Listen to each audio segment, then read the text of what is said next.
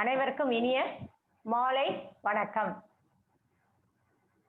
ஊழலும் லஞ்சமும் corona தொற்றும் தலைவிரித்தாடும் கொடுமையிலும் நமது நாடும் நாட்டு மக்களும் கொஞ்சம் நிம்மதியாய்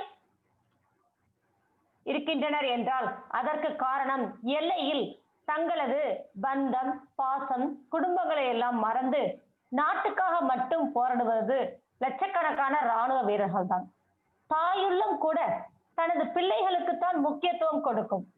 ஆனால் நமது இந்திய இராணுவ வீரர்கள் நம் தேசம் மட்டுமின்றி பிற நாடுகளில் ஏதேனும் இயற்கை சீற்றங்கள் உண்டாகி இருந்தாலும் கூட அங்கும் சென்று தங்களது பணியை செம்மையாக செய்து பல உயிர்களை காப்பாற்றிய நற்காரியங்களை செய்துள்ளனர்.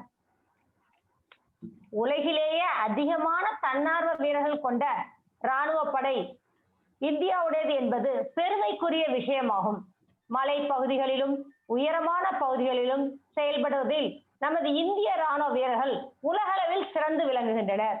நான் எனது மாணவ செல்வங்களிடம் அடிக்கடி கூறுவேன், நாம் தினமும் நமது வேண்டுதலுடன் எல்லை காக்கும் வீரர்களுக்காகவும் நம் பிரார்த்தனை இருக்க வேண்டும் என்று நான் கூறுவதை வழக்கமாக கொண்டுள்ளேன். நாம் இந்த கொரோனா விடுமுறை காலத்தில் நமது தூத்துக்குடி மாநகராட்சி பல அரிய கருத்துக்களை குழந்தைகளுக்கு பயிற்றுவிக்கும் நோக்கத்தோடு நமது மாநகராட்சி ஆணையர் அவர்கள் ஏற்பாடு செய்யப்பட்டு வெற்றிகரமான நிகழ்ச்சியாக எல்லை காக்கும் வீரர்கள் என்ற தலைப்பில் பாதுகாப்பு படையினரின் செயல்பாடுகளை அறியும் கற்றல் நிகழ்ச்சியில் இணைந்துள்ளோம். இந்த நிகழ்ச்சியை நமக்கு வெற்றிகரமாக என்று சொன்னால் மிகையாகாது. வீர நடையுடன் நடத்தி கொடுக்க நம்மிடையே இந்த ஜூம் செயலில் இணைந்துள்ள லெப்டினன்ட் கர்னல் மு நாகராஜன் ஐயா அவர்கள் வந்துள்ளார்கள். 25 ஆண்டுகள் இராணுவத்தில் தரைப்படையில் பணியாற்றி ஓய்வு பெற்ற பின் தற்பொழுது தூத்துக்குடி மாவட்டத்தில் உள்ள முன்னாள் படை வீரர் நல அலுவலகத்தில் உதவி இயக்குநராக கடந்த 5 ஆண்டுகளாக பணியாற்றி வருகிறார்கள். இந்திய நாட்டின் பனி சூழ்ந்த இமயமலை முதல் ராஜஸ்தான் மாநில பாலைவனம் முதல் பஞ்சாப் மாநில சமவெளியிலும் வடகிழக்கு மாநிலங்களான அருணாச்சல பிரதேச மலைப்பாங்கான இடங்களிலும் அஸ்ஸாம் மாநிலத்தின் அடர்ந்த காடுகளிலும் பணிபுரிந்து ஜம்மு காஷ்மீர் பஞ்சாப் அஸ்ஸாம் மாநில தீவிரவாதத்தை ஒடுக்கிட அரசின் நடவடிக்கைகளை பணியாற்றியதுடன் 1999ஆம் ஆண்டு கார்கில் போரிலும் மற்றும் பல்வேறு இராணுவ நடவடிக்கைகளிலும் பங்கேற்று பாகிஸ்தான் மற்றும் சீனா எல்லைகளிலும் பணியாற்றியுள்ளார்கள் ஐயா என்பதை கூறுவதில் பெருமிதம் கொள்கிறேன். கோவையில் உள்ள 4வது தமிழ்நாடு தேசிய மாணவர் படை பட்டாலியனில் கமாண்டிங் அதிகாரியாக பணியாற்றியுள்ளார்கள். பல்வேறு பள்ளிகள் மற்றும் கல்லூரிகளில் உள்ள தேசிய மாணவர் படையில் மாணவர்களுக்கு பயிற்சி அளித்துள்ளார்கள். அத்தகைய பெருமைக்குரிய நாகராஜன் ஐயா அவர்களை நமது தூத்துக்குடி மாநகராட்சி ஆணையர் அவர்கள் சார்பாகவும் நமது தூத்துக்குடி மாநகராட்சி மேல்நிலைப்பள்ளி தலைமை ஆசிரியர்கள் மற்றும் மாநகராட்சி அலுவலர்கள் மாநகராட்சி நடுநிலைப்பள்ளி தலைமை ஆசிரியர்கள் மற்றும் ஆசிரியர்கள் நம்முடன் இணைந்துள்ள மாணவ செல்வங்கள் பெற்றோர்கள் அனைவர் சார்பாகவும் வருக வருக என வரவேற்று இருகரம் கூப்பி வரவேற்று வாருங்கள் ஐயா, நிகழ்ச்சிக்கு செல்லலாம். நன்றி மேடம். அனைவருக்கும் இனிய மாலை வணக்கம். நிகழ்ச்சி ஆரம்பிக்கும் தருவாயில் சில டெக்னிக்கல் ஃபால்ட் இருந்ததுனால கரெக்ட் டைம்ல பண்ண முடியல. அதுக்கு பேசுகிறோம். இன்றைக்கு நேரடியாக நிகழ்ச்சிக்கு செல்வோம். இன்றைக்கு எனக்கு வழங்கப்பட்ட தலைப்பு எல்லை காக்கும் இராணுவ வீரர்கள். எல்லை காக்கும் இராணுவ வீரர்கள் என்பதும் அவர்களுடைய வாழ்க்கை முறை இப்பொழுது இருக்கின்ற மேடம் சொன்ன மாதிரி 9லிருந்து 14 வயசு மற்றும் 8, 9 படிக்கின்ற குழந்தைகள் இப்பொழுதே அவங்களை நாட்டினுடைய இராணுவத்தை பற்றி தெரிந்து கொண்டு அதில் எவ்வாறு தங்களை இணைத்துக் கொள்வது, மேலும் நாட்டினுடைய இராணுவம் எவ்வாறு இயங்குகிறது என்பதை பற்றி இன்றைய ஜூம் மீட்டிங் காணொலியில் பார்ப்போம். முதலில் இந்திய நாட்டை பற்றி, இந்திய நாட்டின் எல்லைகளை பற்றி உங்களுக்கு தெரிந்திருந்தால்தான் எல்லைகள் எவ்வாறு இருக்கிறது, அதை எவ்வாறு நாம் காப்பாற்ற வேண்டும், எப்படி காப்பாற்றி வருகிறார்கள் என்பதை பற்றி உங்களுக்கு எடுத்துக்கூட இங்கே நமது ஜியோகிராபிக்கல் மேப் ஆஃப் இந்தியா இங்கே முன்னாடி இருக்கிறது. இது நமது இந்திய நாடு ஒரு துணைக்கண்டம். உலக அளவில் இது 7வது ஒரு பெரிய நாடாகும். இதனுடைய மொத்த பரப்பளவு பார்த்தீங்கன்னா 32,00,000 87,260 கிலோமீட்டர் சதுர மைல் பரப்பளவு கொண்டது. இதற்கில் வடக்கிலிருந்து தெற்காக பார்த்தால் 3214 கிலோமீட்டர் நீளமும், அதே மாதிரி கிழக்கிலிருந்து மேற்கிலிருந்து கிழக்காக பார்த்தால் 1822 கிலோமீட்டர் நீளமும், இது அல்லாது கடற்கரை ஒட்டிய எல்லைகளான பே ஆஃப் பெங்கால் என்று வங்காள விரிகுடாவில் இருக்கிற எல்லையும் மற்றும் அரேபியன் சீயில் இருக்கின்ற எல்லை, இவை இரண்டையும் சேர்த்து பார்க்கும் பொழுது 7516 கிலோமீட்டர் நமக்கு கடல் சார்ந்த எல்லை உண்டு. இதல்லாமல் இந்த மொத்தமான நிலம் சார்ந்த எல்லை என்பது நமக்கு அடுத்த நாட்டுடன் 15,200 கிலோமீட்டர் இருக்கின்றது. குழந்தைகளுக்கு இது ஒரு முக்கியமான தகவலாக நான் தருகிறேன். இவ்வாறான நிலத்தில் வடக்கே இந்த சிவப்பா தெரிகிறது எல்லாமே வந்து மலை சார்ந்த பகுதி. இது வந்து இமயமலை அப்படின்னு சொல்லுவாங்க. இமயமலையோட எக்ஸ்டென்ஷன்.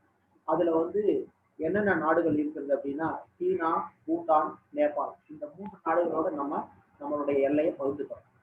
அதே போல மேற்கு பக்கம் வந்தோம்னா வடக்கு மேற்கு மற்றும் மேற்கில் பாகிஸ்தானுடன், இங்கே இது வந்து குஜராத்திலிருந்து மேல் ஜம்மு காஷ்மீர் வரை நம் பாகிஸ்தானுடன் எல்லை பகிர்ந்து கொள்கிறோம். இந்த எல்லை வந்து சுமார் 75% வந்து மலைப்பாங்கான இடம், ஒரு 20% வந்து கடல் சார்ந்த இடமா இருக்கிறது.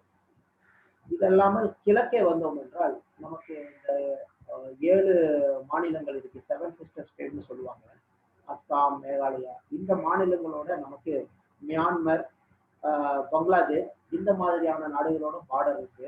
அதுவும் வந்து சில இடங்கள்ல மியான்மர்ல மலைப்பாங்கான இடம் மற்றும் கீழே வர வந்து அது கடல்லையும் கலக்குது. ஸோ அந்த இடத்துலையும் நம்மளோட பார்டர் இருக்கு. இதை வச்சுதான் நான் சொன்னது 15,200 கிலோமீட்டர் நாம பார்க்கணும். இந்த பார்டரை வந்து பாதுகாக்கிறது தான் நமக்கு மிலிட்ரி அப்படின்னு சொல்லக்கூடிய இராணுவத்தினுடைய தலையாய கடமை. ஸோ இராணுவம் என்பது என்னவென்றால் தரைப்படை, ஆர்மின்னு சொல்லுவாங்க. அடுத்தது விமானப்படை, ஏர்போர்ட்ஸ்ன்னு சொல்லுவாங்க.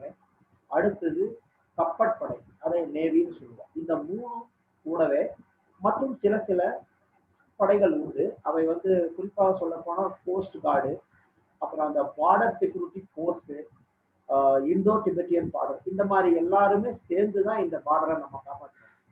இந்த தண்ணி இருக்கிற இடம் பார்த்தீங்கன்னா, கடல் நீர் இருக்கிற இடத்துல நேவி, அப்புறம் இந்த மலைவாழ் இடத்துல பார்த்தீங்கன்னா ஆர்மி முக்கியமான கிரவுண்ட்ல ஹோல்டு பண்றாங்க.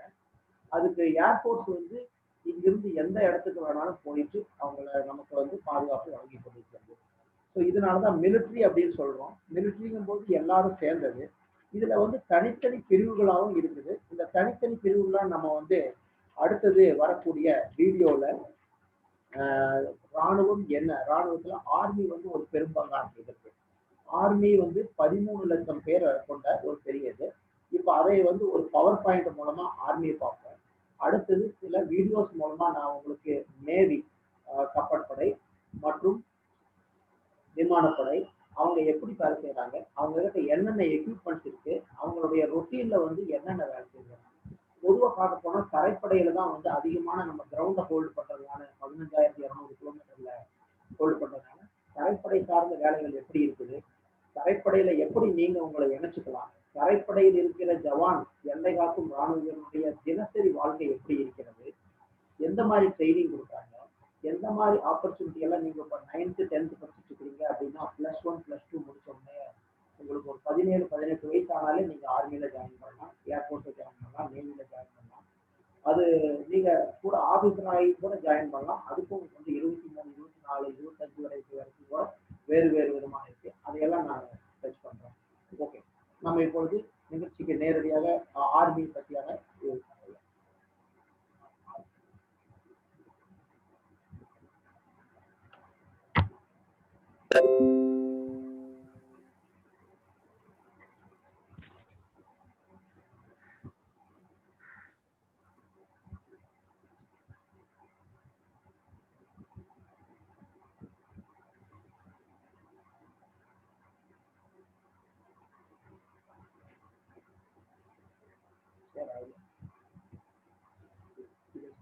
ஸ்டாப் ஷேர் பண்ணுங்க.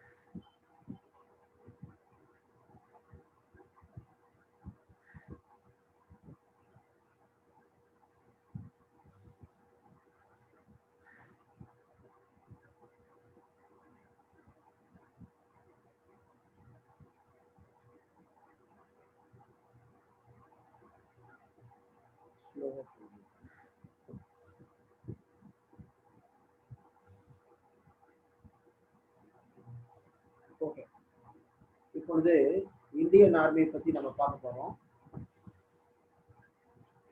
இந்தியன் ஆர்மியில பாத்தீங்கன்னா பாலாட்படை அப்படின்னு சொல்றதுல டேங்க் மற்றும் பெரிய பெரிய வெப்பன்ஸ், மெஷின் கன் அதுகளெல்லாம் வச்சுட்டு தான் நம்ம ஃபைட் பண்ணிட்டு இருக்கோம். ஒரு நிமிஷம் பார்க்கலாம். இப்போ இன்ட்ரடக்ஷன்.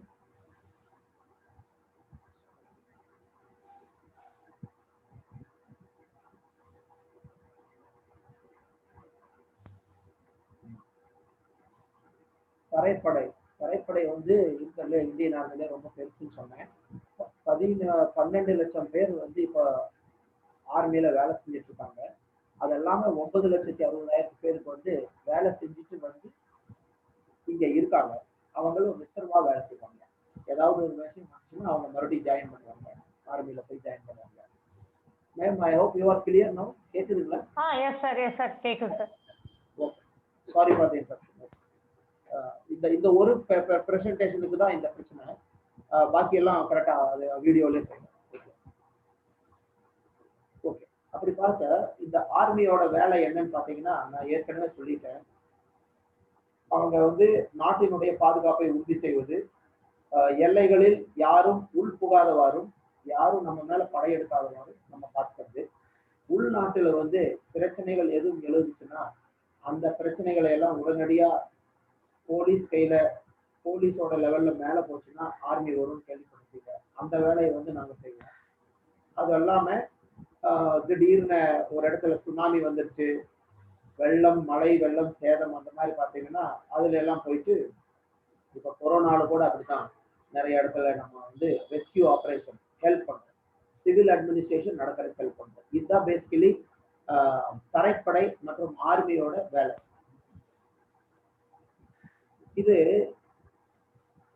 ஆர்மி எப்படி இருக்கு, எப்படி கட்டமைக்கப்பட்டிருக்கிறது, அதாவது ஆர்கனைசேஷன் பத்தி எப்படி சொல்ல போறோம். அடுத்தது வரலாறு, இந்திய ராணுவத்தின் வரலாறு. இந்திய ராணுவம் நாட்டினை வளர்ச்சியடை செய்வதற்கு எவ்வாறு முக்கியத்துவமான பணியாற்றுகிறது. அடுத்தது ஆர்மியில் வாழ்க்கை எப்படி இருக்கிறது, ஆர்மி லைஃப், அதை பத்தி. அடுத்தது ஜாயினிங் த இந்தியன் ஆர்மி, அதை பத்தி பார்ப்போம்.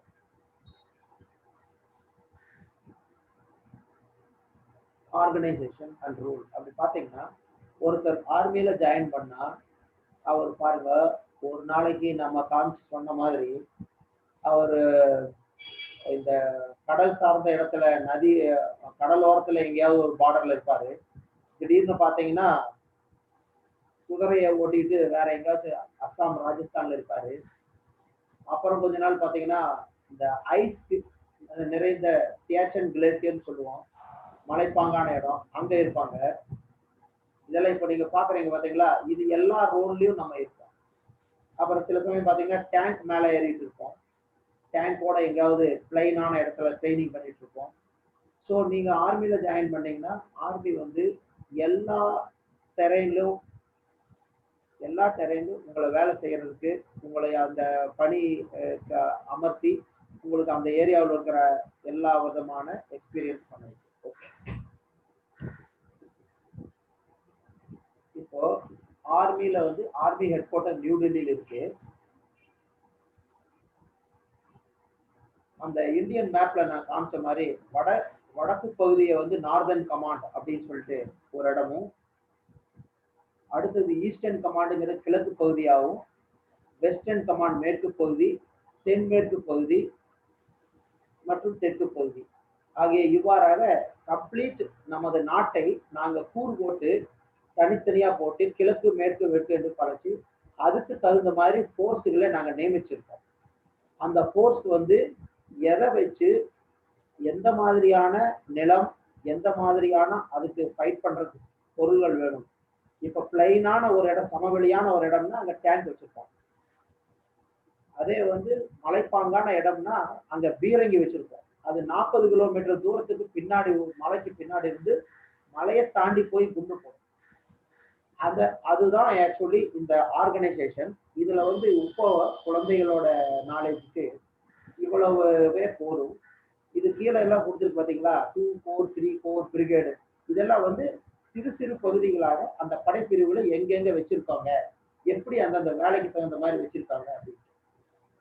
இப்போ உதாரணத்துக்கு பாத்தீங்கன்னா அந்தமான் நிக்கோபர்ல நம்மளுக்கு கப்பற்படை சார்ந்த தரைப்படையுடன் கூட கட்டமைக்கப்பட்ட ஒரு அமைப்பு இருக்கு. அவங்க கப்பல்ல போய் போட்ல போய் ஒரு தீவிரவாதியவோ ஒரு வரக்கூடிய ஒரு எதிரியவோ பிடிப்பாங்க. பிடிக்கிறதுக்கு வந்து தரைப்படையை சேர்ந்தவங்க அதுக்குள்ள உட்கார்ந்துருப்பாங்க. இதுதான் ஜாயிண்ட் ஆபரேஷன், ஜாயிண்ட் கமாண்ட். அந்த மாதிரி வந்து இப்போ அடுத்த ஸ்லைடு பாத்தீங்கன்னா இந்த ஸ்லைட்லயும் அப்படித்தான். நான் வந்து உங்களுக்கு பொதுவாக சொன்ன விஷயத்த இதை தெளிவா எந்தெந்த மாதிரியானது, சிவப்பு கலர்ல இருக்கிறதெல்லாம் டேங்க்கு, மஞ்சள் கலர்ல இருக்கிறதெல்லாம் கன்ஸு, அந்த மாதிரி பச்சை கலர்ல இருக்கிறதெல்லாம் தரைப்படை, அந்த மாதிரி காமிச்சிருக்காங்க. இது உங்களுக்கு ஒரு பெருசா இல்லை. ஓகே. அடுத்தது ஆர்மியில எந்த விதமான ரேங்க்குகள், அலுவலர்கள்ல ரேங்க் போட்டுக்கிறது, இந்த தோல்ல போட்டுட்டு சல்யூட் இருப்போம் இல்லையா, அது. இது வந்து பாத்தீங்கன்னா மேல இருந்து பாத்தீங்கன்னா ஜெனரல், அடுத்தது லெப்டினன்ட் ஜெனரல். லெப்டினன்ட் ஜெனரலுக்கு வந்து ஒரு அசோக ஸ்தம்பம் கூட வந்து ஒரு இது இருக்கு, தல்வார். தல்வார்னு சொல்றது என்ன சொல்றது, ஸ்வாடு. அடுத்தது ஒரு ஸ்டாரோட மேஜர் ஜெனரல். இந்த பக்கம் பாத்தீங்கன்னா லெப்டினன்ட் கர்னல். நடு லைன்ல பாத்தீங்கன்னா லெப்டினன்ட் கர்னல், கர்னல், பிரிகேடியர். அதுக்கு கீழே லைன்ல பாத்தீங்கன்னா லெப்டினன்ட், கேப்டன் அண்ட் மேஜர். மேல இருக்கிற 3 லைனுமே சீனியர் ஆஃபீஸர், ஜெனரல் ஆஃபீஸர். நடுவில் இருக்கிற லைன் வந்து சீனியர் ஆஃபீஸர். அதுக்கு அடுத்த லைன் வந்து யங் ஆஃபீஸர். யங் ஆஃபீஸர் இதுதான் ஆஃபீஸர்களோட ரேங்க் வச்சிருக்கோம். ஓகே.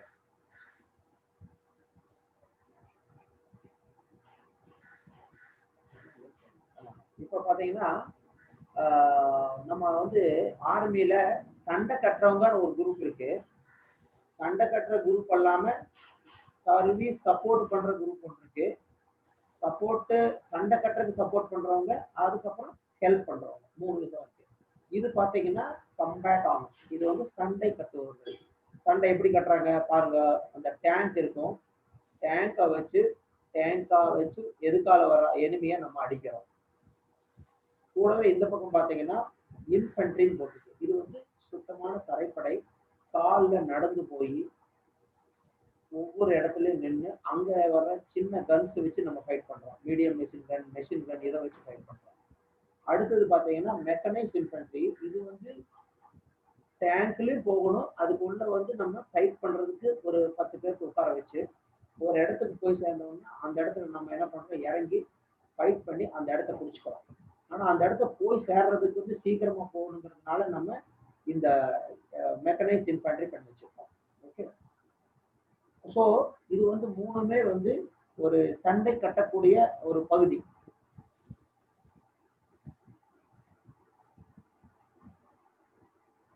ஓகே. இப்ப சண்டை கட்டக்கூடிய பகுதியை நம்ம பார்க்கும்போது, நாங்க முன்னாடி சண்டை நம்ம கட்டிட்டு இருக்கும்போது பின்னாடி யாராரு நமக்கு சண்டைக்கு நேரடியா ஹெல்ப் பண்றாங்கன்னு பாத்தீங்கன்னா, உங்களுக்கு இந்த பீரங்கி தெரியுது பாத்தீங்களா, இது வந்து கன்.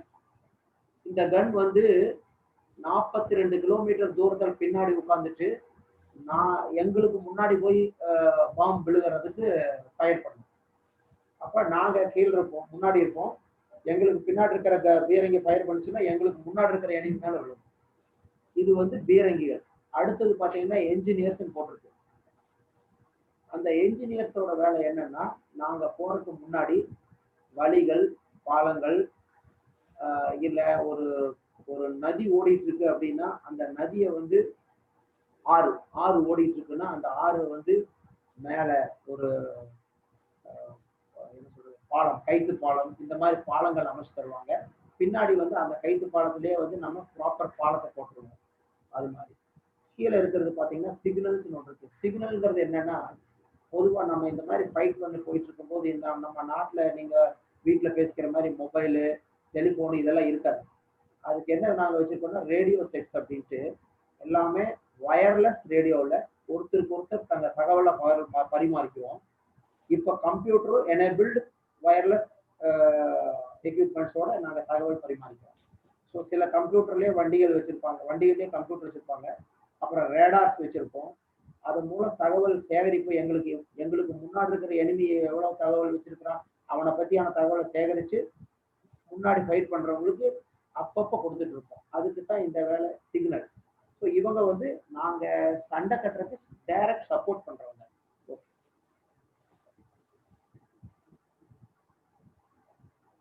அடுத்தது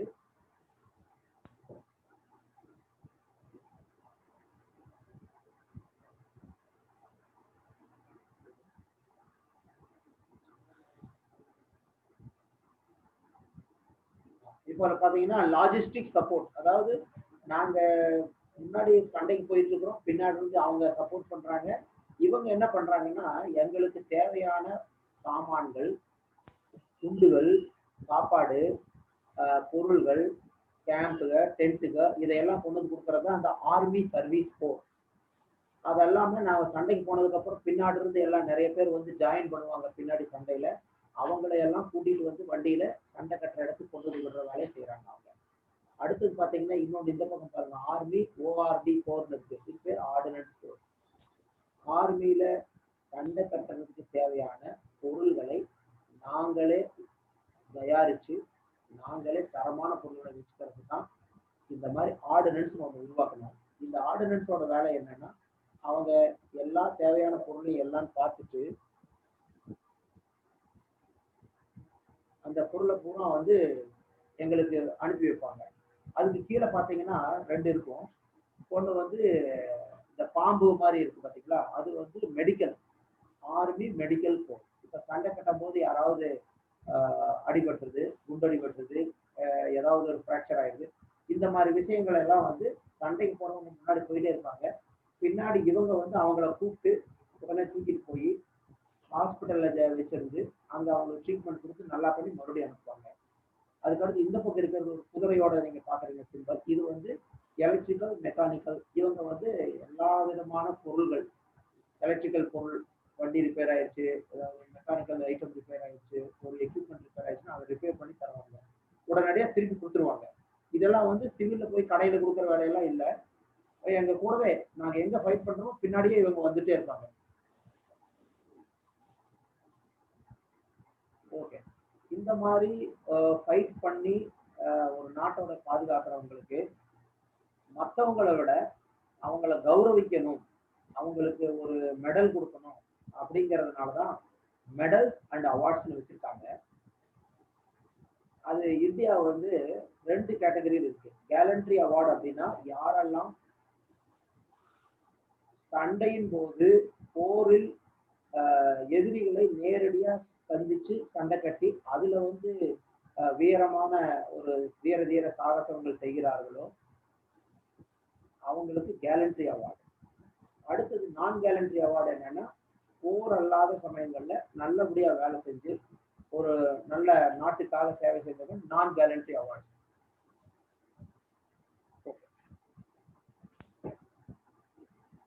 ரோல் வந்து நான் ஏற்கனவே உங்களுக்கு சொல்லிட்டேன். நம்மளோட ரோலே வந்து லாங் பார்டர்ஸை வந்து நம்ம மெயின்டைன் பண்றது. அது வந்து பாலைவனமா இருந்தாலும் சரி, பனி படர்ந்த மழையா இருந்தாலும் சரி, எப்படி இருந்தாலும் அதை பார்க்கறதுட்டு அதை நம்ம ஏற்கனவே பார்த்துப்போம். அதே மாதிரி இப்போ ஹிஸ்டரி,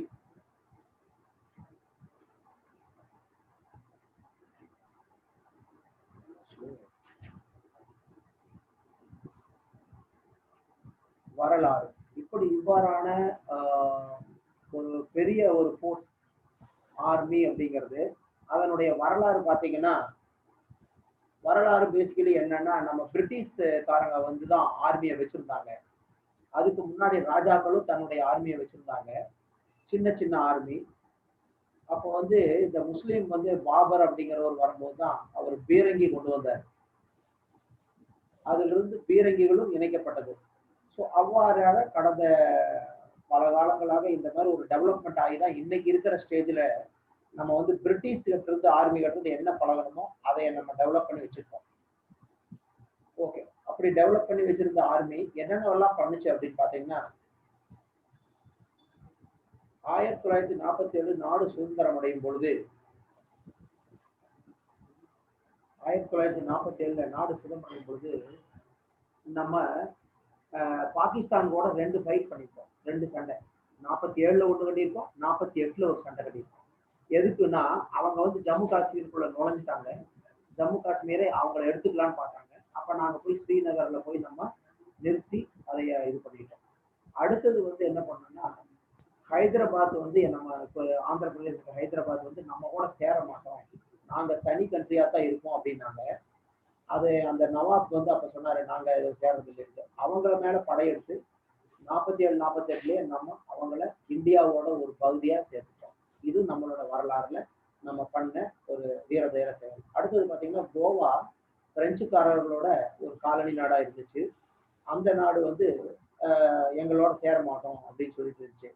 1961ல கோவாவில் வந்து படையெடுத்து கோவாவை பூரா நம்ம சேர்த்துட்டோம். ஏன்னா அது வந்து ஒரு கடல் பக்கத்துல இருக்கிற கண்ட்ரி, அதனால அது கொஞ்சம் தனியா தான் இருந்துச்சு. இதெல்லாம் இருக்கும்போது நம்ம ஒரு பெரிய ஒரு வார் பண்ணது வந்து 1962ல சீனாவோட நம்ம வார் செஞ்சோம். அந்த வார் சமயத்துல நமக்கு ஒரு ரொம்ப பெரிய நம்ம அதுல இது பண்ண முடியல. பட் அதே சமயம் பாகிஸ்தான் கூடவும் அந்த வார் பண்ணோம். ரெண்டு பக்கம், அதாவது கிழக்கு புறமும் மேற்கு புறமும் 2 வார் பண்ணோம். 1965ல நம்ம வந்து பாகிஸ்தானோட ஒரு பெரிய அளவுல ஒரு வார் செஞ்சோம். அந்த வார்ல பாகிஸ்தான் தோற்கடிக்கப்பட்டது. பாகிஸ்தான்ல பொதுவா இந்த பஞ்சாப் மற்றும் ராஜஸ்தான் சமவெளிகளில் பெரும் சேதத்தை ஏற்படுத்தி, டேங்குகளை சேதத்தை ஏற்படுத்தி ரொம்ப நல்லா ஒரு ஃபைட் பண்ணியிருந்தோம். அது 1971ல மீண்டும் நம்ம பாகிஸ்தான் கூட ஒரு சண்டை கட்ட வேண்டிய சூழ்நிலை ஆயிப்போச்சு. அந்த சூழ்நிலை என்னன்னு பாத்தீங்கன்னா, நாடு சுதந்திரம் அடையும் போது பாகிஸ்தானுக்கு வந்து கிழக்கு பாகிஸ்தான் ஒண்ணு உருவாக்கியிருந்தாங்க. அது வந்து இப்போ இருக்கிற பங்களாதேஷ். அந்த பங்களாதேஷும் இந்த பாகிஸ்தான் கூட தான் சேர்ந்து இருந்துச்சு. அப்போ பாகிஸ்தான்ல இருக்கிறவங்களுக்கு அங்க வந்து ரொம்ப அவங்கள பிரச்சனை பண்ணி, அதனால கிழக்கு பாகிஸ்தான்காரங்க எல்லாம் வந்து அவங்களுக்கு எதிராக ஒரு பிரச்சனை செஞ்சு அது நம்ம தலையிட்டு தனி நாடாக்கி கொடுத்துட்டோம். அப்ப இன்னைக்கு இருக்கிற பங்களாதேஷ் வந்து நம்ம தனி நாடாக்கிய ஒரு நாடு தானே ஒழிய அதர்வைஸ் பாகிஸ்தான் கூட இருந்தது. அந்த 71 ஆபரேஷன்ல பாத்தீங்கன்னா, இன்னைக்கு உலகத்துல நம்மளோட ரெக்கார்டு என்ன அப்படின்னா, 98,000 போர் கைதிகளை நம்ம கிட்ட சரண்டர் ஆயிட்டாங்க. இது வரைக்கும் உலகத்துல எந்த சண்டையிலுமே உயிரோட 98,000க்கு அளவுக்கான ஒரு ராணுவ வீரர்கள் நம்ம நாட்டு ஆர்மியோட சரண்டர் ஆனது எந்த நாட்டிலையுமே கிடையாது. ஸோ நம்ம அதுக்கெல்லாம் ஒரு பெரிய சந்தோஷமான விஷயம். அதுக்கப்புறம் பாத்தீங்கன்னா பேசாம சண்டை இல்லாம தான் இருந்துச்சு. 1999ல ஆபரேஷன் கார்கில் அப்படின்ட்டு கார்கில்ல நம்ம சண்டை கட்டணும். கார்கில்ல என்ன சண்டை கட்டினாலும் இவங்க வந்து மலைப்பாங்கான ஏரியால எல்லாம் போய் உட்கார்ந்துட்டாங்க. அந்த 99ல சில மலைகள் கார்கில்ல, டைகர் ஹில் அந்த மாதிரி இடத்தையெல்லாம் நம்ம பாகிஸ்தான்காரங்களை விரட்டி அடிச்சு, அது நம்மளோட மலை குன்றுகள் தான், நம்ம வந்து அங்க உட்காராம இருந்தோம், அவங்க வந்து உட்கார்ந்ததுனால விரட்டி அடிச்சிட்டோம். அந்த கார்கில் வார் நமக்கு பெரிய சேதத்தையும் கொடுத்துச்சு. அதே சமயம் நம்ம தான் அது வெற்றி வந்தோம். பட் அதுக்காக சில ரூல்ஸ் கிடைக்கலாம நம்ம படை வீரர்களை இழக்க வேண்டியதாயிடுச்சு. அடுத்தது 2001ல அதே மாதிரிதான் பாகிஸ்தானோட நமக்கு பிரச்சனையாகி நம்ம எல்லாரும் பார்டர்ல உட்கார்ந்துருந்தோம். நாங்க எல்லாம் ஒரு வருஷம் பங்கர்லயே உட்கார்ந்துருந்தோம். பங்கர்னா பதுக்கு குழிகள், அதுலயே உட்கார்ந்துருந்தோம். ஒரு வருஷம் பூரா கண்ணு முழித்து தூங்காம கூட உட்கார்ந்துட்டு இருந்தோம். அப்புறம் கடைசியில வந்து ஒரு சண்டையே இல்லாம நம்ம என்ன சாதிக்கணுமோ அதை சாதிச்சிட்டதுனால நம்ம திருப்பி பேரக்ஸ்க்கு வந்துட்டோம். ஸோ 2001 வரைக்கும் நம்ம சண்டை கட்டிருக்கோம். இது அல்லாம நம்ம மிலிட்டரி வந்து ஆர்மி என்ன பண்ணுதுன்னா, வெளி நாடுகளுக்கும் அமைதிப்படைகளாக ஒரு சின்ன சின்ன குழுவா ஒரு 1000 பேர், 300 பேர், 2000 பேர் இந்த மாதிரி நம்ம நிறைய நாடுகளுக்கு அனுப்பிச்சிருக்கோம். இஸ்ரேல், இஸ்தான்புல், லிபியா இந்த மாதிரி நிறைய நாடுகளுக்கு போய் அங்க இருக்கிற பிரச்சனை, சூடான் அந்த மாதிரி இடங்கள் எல்லாம் பண்ணிட்டு இருக்கோம். இது வந்து நம்மளுடைய வரலாறு. இந்த வரலாறுல 1990ல இருந்து பாத்தீங்கன்னா தீவிரவாதம் என்பது ஜம்மு அண்ட் காஷ்மீர் நாடுகள்ல பயங்கரமான வேகமா தலை தூக்கியது. அதுக்கு முன்னாடி கொஞ்ச நாள் பஞ்சாப்ல இருந்துச்சு. இதையெல்லாம் நம்ம ஆர்மி வந்து ரொம்ப சாதுரியமாக கையாண்டு இன்னைக்கு வரைக்கும் நம்ம ஃபைட் பண்ணிட்டு தான் இருக்கிறோம். இன்னைக்கு வரைக்கும் நீங்க குழந்தைகள்லாம் பார்த்தீங்கன்னா நியூஸ் பேப்பர்ல வரும், டிவியில வரும். பாகிஸ்தான் தீவிரவாதிகள் 2 பேர் ஜம்மு காஷ்மீரில் கைது, நேற்று கூட 5 பேர் அடிச்சிட்டாங்க. இந்த மாதிரியான நம்மளுடைய வரலாறு வந்து இப்போ தீவிரவாதத்தை ஒழிப்பதுல போயிட்டு தான் இருக்கு. இப்போ இது பார்த்தீங்கன்னா 47, 48ல நம்ம எப்படி இருந்தோம், எந்த மாதிரி ஃபைட் பண்ணோம் அப்படிங்கிறது இது பாகிஸ்தான் ஆர்மியோட. அடுத்தது ஹைதராபாத் வார்ல நம்ம ராணுவம் எப்படி இருந்துச்சு, இது வந்து 60, 70 வருஷத்துக்கு முன்னாடியான படங்கள்.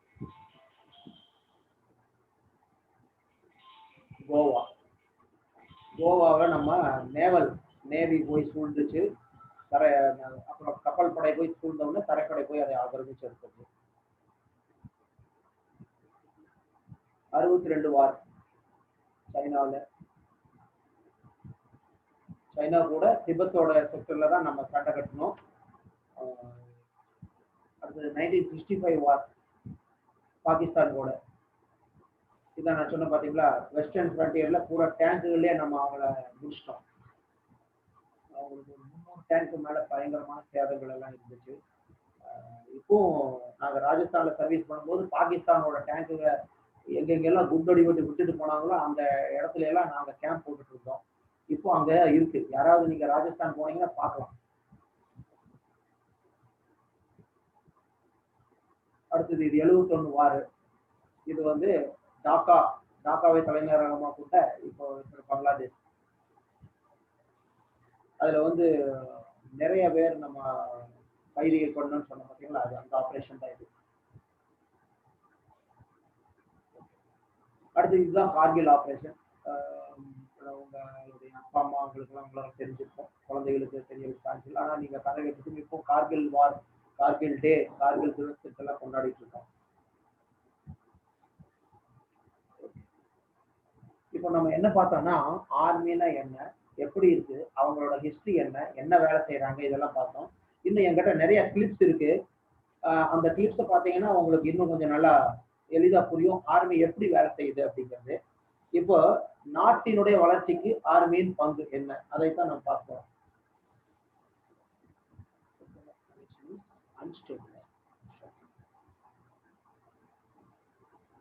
நாட்டினுடைய வளர்ச்சிக்கு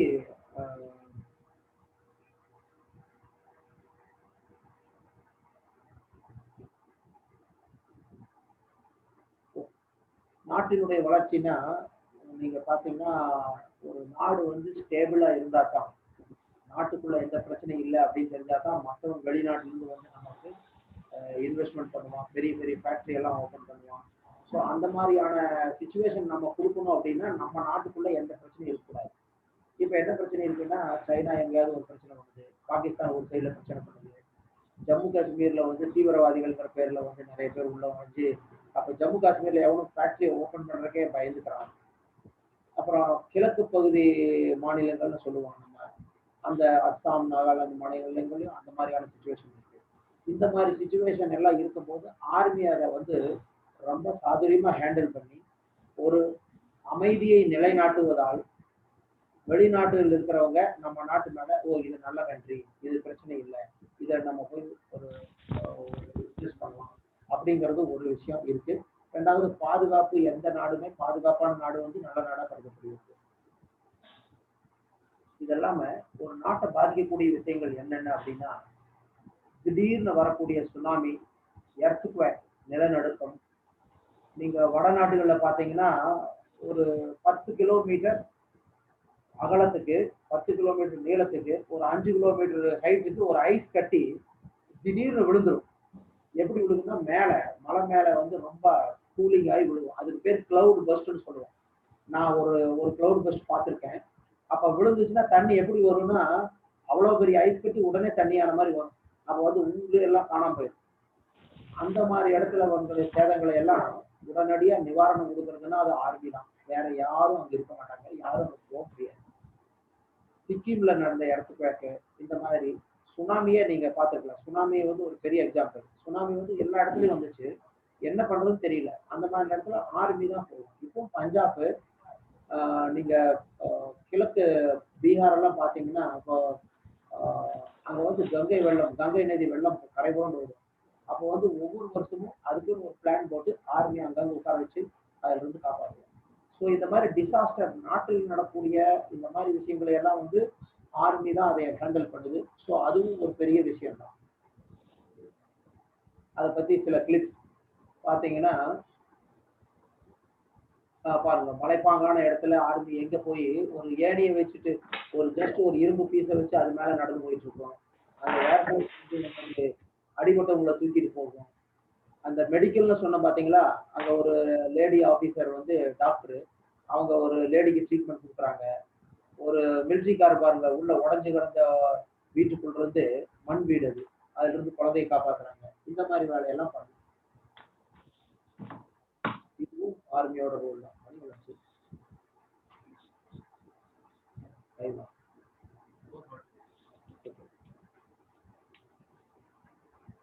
அது மாதிரி இதே மாதிரிதான். அதே ஒரு மறுபடியும் 4 போட்டோஸ் பார்த்தீங்கன்னா என்னென்ன வேலை செய்யறாங்க. இது வந்து சொன்ன வெளிநாடுகளில் போறது, வெளிநாடுகளில் போகும்போது நம்ம இந்த மாதிரி அமைதி படையா வேலை செய்யறோம். இதனால என்ன ஆகுதுன்னா நம்ம நாட்டினுடைய கௌரவம் உலக நாடுகள்ல பெருசா கெயின் ஆகுது. ஓ, இந்த நாட்டோட போர்ஸ் வந்திருக்காங்க, அவங்க இங்க இருக்காங்க அப்படின்னு ஆப்பிரிக்கன் கண்ட்ரிஸ்க்கு நிறைய போயிட்டு இருக்கோம்.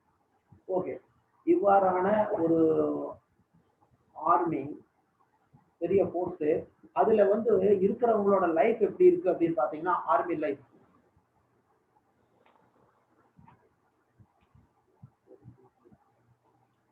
அது உங்களுக்கு தனியா ஒரு கிளிப்பாவே நான் காட்டுறேன், வேற ஒரு வீடியோவா காட்டுறேன். இப்போ அதை ஸ்கிப் பண்ணிடுவோம் டைம் கன்ஸ்ட்ரெயினால. இப்போ வந்து ஜாயின் பண்றது, joining the Indian army. Indian ஆர்மியில இன்னைக்கு நீங்க 15 வயசு 16 வயசு இன்னும் 2 வருஷம் ஆனா நீங்க ஜாயின் பண்ணலாம். ஏன்னா ஆர்மியில எடுக்கிறதே 17.5 வயசுல இருந்து 23 வயசுக்குள்ளதான் எடுப்போம். அப்புறம் அவங்கள ட்ரெயின் பண்ணி அவங்களுக்கு டிகிரியும் சொல்லி தருவோம்.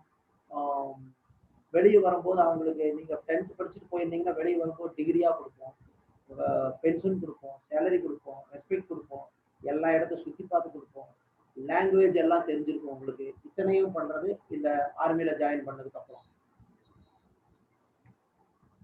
முதல்ல நான் உங்களுக்கு சொல்லியிருந்தேன், ஒருத்தர் ஆர்மியில ஜாயின் பண்ண உடனே இன்னைக்கு இங்க இருப்பார், நாளைக்கு அங்க இருப்பார், சில நாள்ல டெல்லியில பெரேடு பண்ணிட்டு இருப்பாரு பிரைம் மினிஸ்டரோட ஆபீஸ் முன்னாடி, அந்த ராஜஸ்தான் ராஷ்டிரபதி பவன்ல.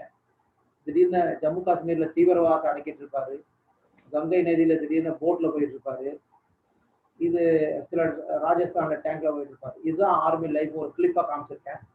இது இன் டீட்டெயிலா போகணும்னா நீங்க நெட்ல பார்க்கலாம், நேரடியா ஜாயின் பண்ணுங்க, உங்களுக்கு இன்னும் நிறைய பார்க்கலாம். இதை விட 25 வருஷம் நான் பார்த்தது மாதிரி நிறைய பார்க்கற சான்ஸ் இருக்கு.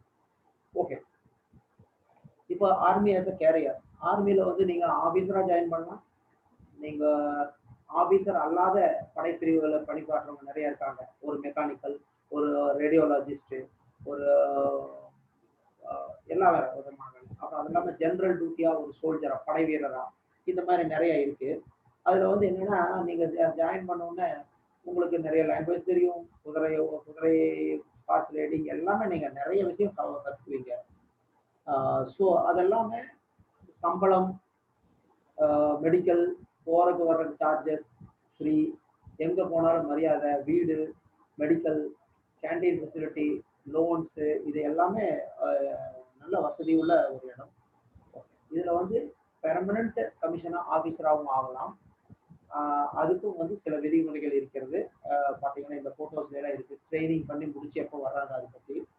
ஷார்ட் சர்வீஸ் கமிஷன்லையும் வரலாம். அதாவது ஒரு 5 வருஷம் 10 வருஷம் சர்வீஸ் பண்றேன் சார், 5 வருஷம் பண்றேன், 10 வருஷம். அதுல லேடிஸ் இப்ப நிறைய ஜாயின் பண்ணிருக்காங்க. இவங்களுக்கு சேலரி எல்லாம் பாத்தீங்கன்னா எல்லாம் 1 லட்சம் ரூபாய்க்கு மேலதான் சேலரி. இவங்க எல்லாம் நம்ம லேடிஸ் முடியாது, ஐயோ உனக்கு பண்ற சொல்றோம். இவங்க எங்களுக்கு ஈக்குவலா ட்ரைனிங் பண்ணியிருக்காங்க, எங்களுக்கு ஈக்குவலா எல்லா வேலையும் செய்யறாங்க. அதோட போட்டோஸ் தான் இது பாருங்க. ஸோ இதுதான் வந்து ஒரு ஆர்மியில எப்படி லைஃப், ஆர்மி என்ன வேலை செய்யுதுன்ட்டு. இப்போ நம்ம இந்த வீடியோவை கட் ஷார்ட் பண்ணிட்டு நம்ம அடுத்து உங்களுக்கு நிறைய கிளிப்ஸ் வச்சிருக்கேன், அதை காமிச்சிட்டு கடைசியில நம்ம கொஸ்டின் அண்ட் ஆன்சர் என்ன எல்லாம் பார்ப்போம். ஓகே, பாய். அடுத்த பார்த்து வேற எதுவும் பண்ணுங்க, ஹோல்டு பண்ணுங்க.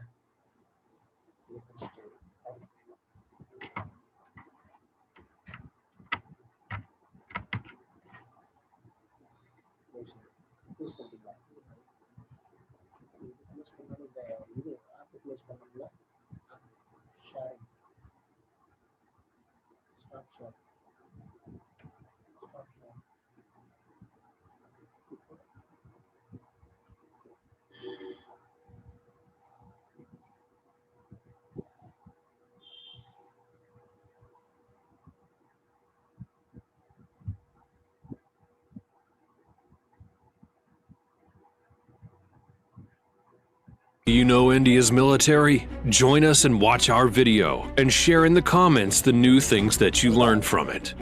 The Indian Armed Forces are the military forces of the Republic of India, comprised of 3 divisions: the Indian Army, the Indian Navy, and the Indian Air Force. Additionally, the Indian Armed Forces are supported by the Indian Coast Guard and paramilitary organizations and various inter-service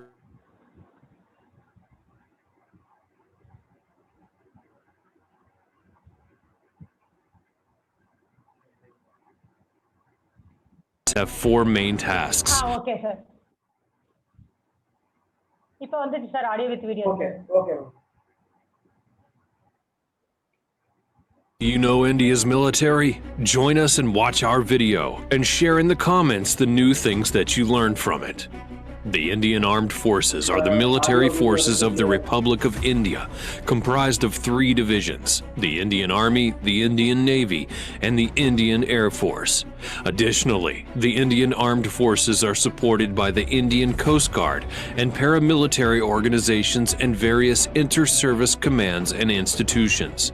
The Indian Armed Forces has the 4th largest defense budget in the world, which is $66.5 billion.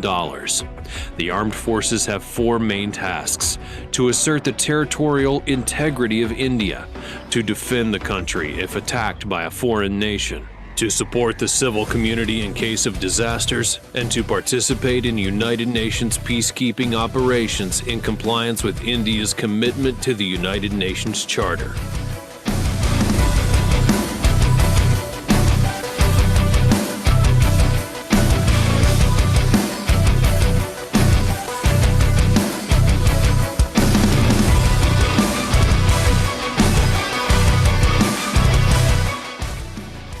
Some interesting facts that you should know about the Indian Armed Forces include: India has the biggest voluntary army in the world. All serving and reserve personnel have actually opted in for service. There's a provision for conscription in the Constitution, although it's never been used. India controls the highest battlefield in the world, at 5,000 meters above the sea level. Operation Rehat in 2013 was one of the biggest civilian rescue operations that was ever carried out. The Central Armed Police Forces, which are referred to as paramilitary forces based on a colonial perspective, are not armed forces. As such, they're headed by civilian officers from the Indian Police Service and are under the control of the Ministry of Home Affairs and not the Ministry of Defense. These are central police organizations. India's first exclusive defense satellite, the GSAT-7, was successfully launched by European Space Consortium Arianespace's Ariane 5 rocket from Kourou Spaceport in French Guiana in August of 2013, giving a major push to the country's maritime security. The Indian Navy succeeded in mission Dashkin-Dhruv by traversing to the South Pole on skis in 2006. With this historic expedition, they set the record for being the world's first military team to have successfully completed a ski traverse to the geographic South Pole.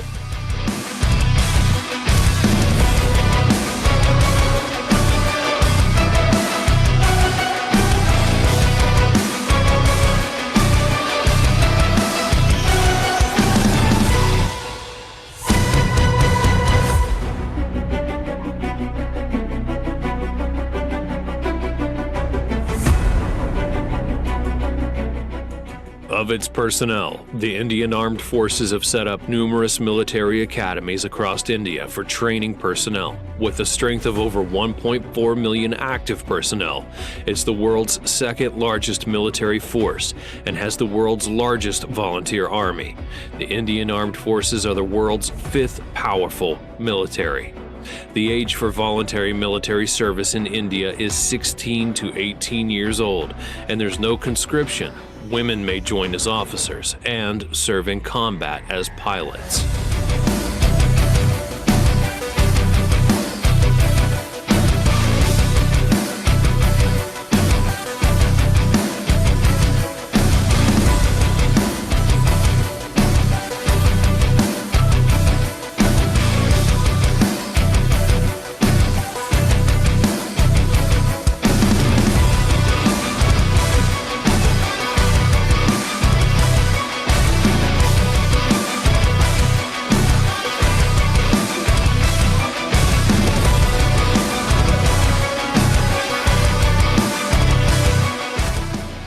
of their exercises. India often conducts naval exercises with other friendly countries designed to increase naval interoperability and also strengthen the cooperative security relationships.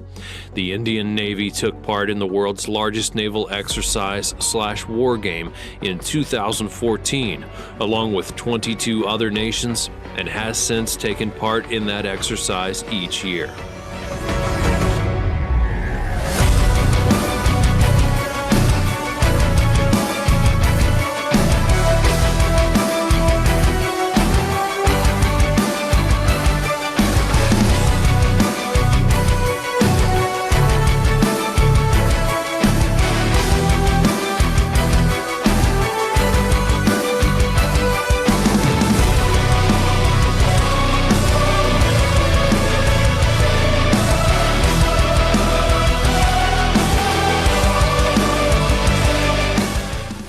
When it comes to wars and operations, the Indian Armed Forces have been engaged in a number of major military operations, which include the Indo-Pakistani Wars of 1947, 1965, and 1971, the Portuguese-Indian War, and more. India also honors its military forces annually each year on December 7th with Armed Forces Flag Day. Since 1962, the IAF has maintained a close military relationship with Russia, which includes cooperative development of programs such as the 5th generation fighter aircraft and the multi-role transport aircraft.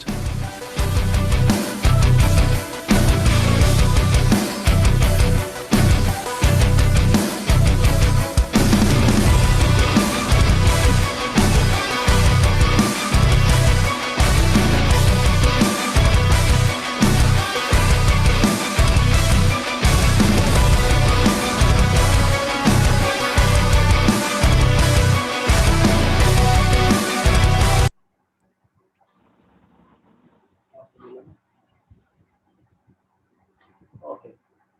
Madam, can you hear me? Okay. Okay. குழந்தைகளுக்கு இது ரொம்ப பிடிச்சிருக்கும்னு நினைக்கிறேன். கண்டிப்பா. இப்போ அடுத்த video பார்ப்போம்.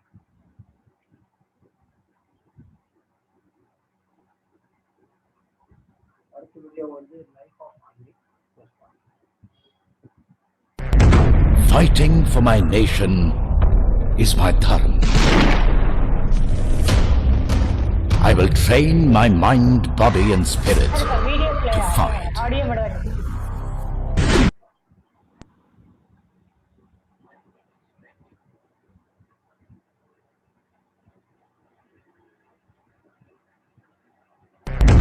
Fighting for my nation is my dharma. I will train my mind, body.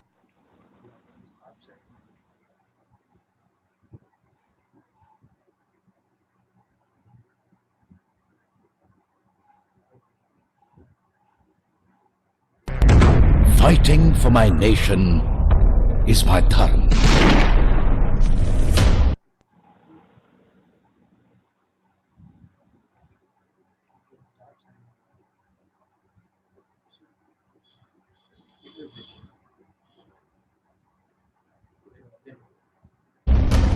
I will train my mind, body and spirit to fight.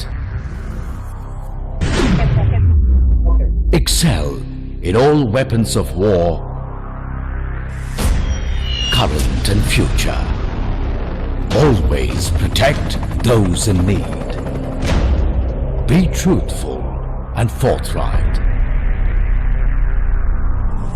Be humane, cultured and compassionate. Fight and embrace the consequences willingly. God, give me strength that I ask nothing of you.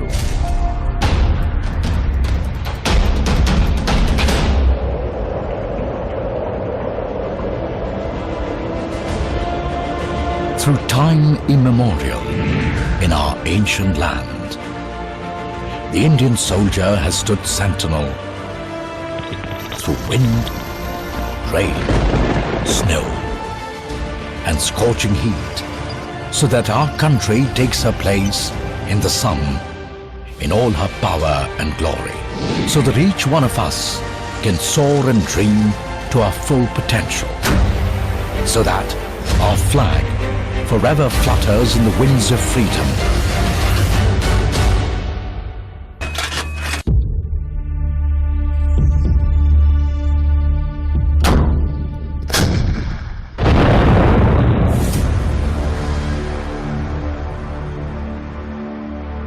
The Indian Army, instrument of national power.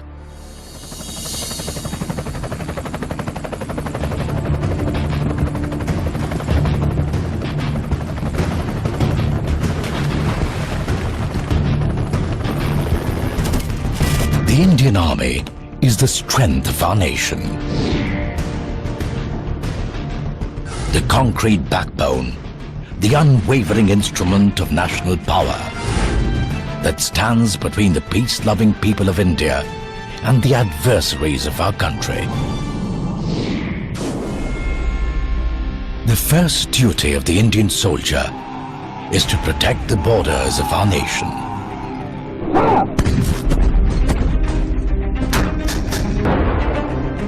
India's national strength has been recognized internationally through the feats of our brave hearts on the battlefield. They sent a strong message to the enemies of our country that for the instrument of national power, the borders of India are sacrosanct.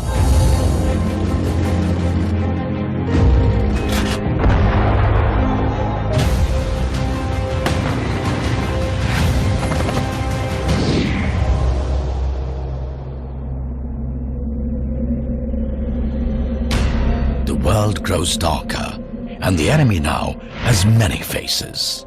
The most dastardly of them is terrorism, where war is waged from the shadows. The Indian soldier has been at the forefront of this battle for more than 2 decades.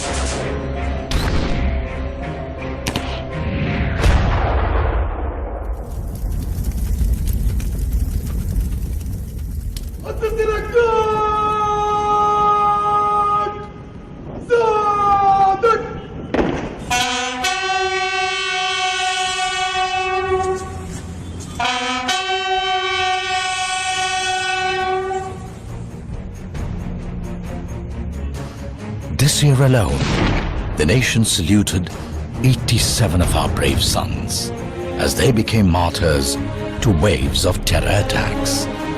Coffins draped in the tricolour went to every corner of the nation.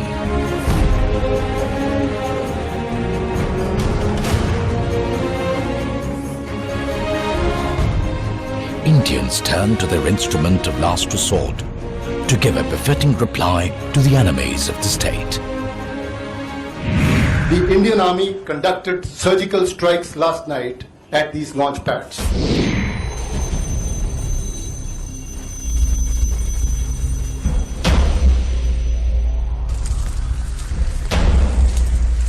With deadly accuracy, maturity and restraint, the Indian Army struck at the heart of this proxy war.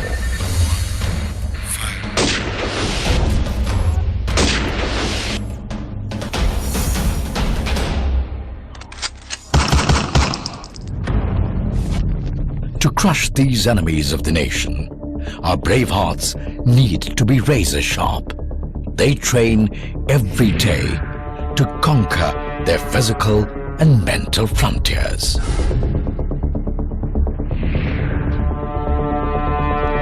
When our warriors step on the battlefield, their mind, body, and spirit are one.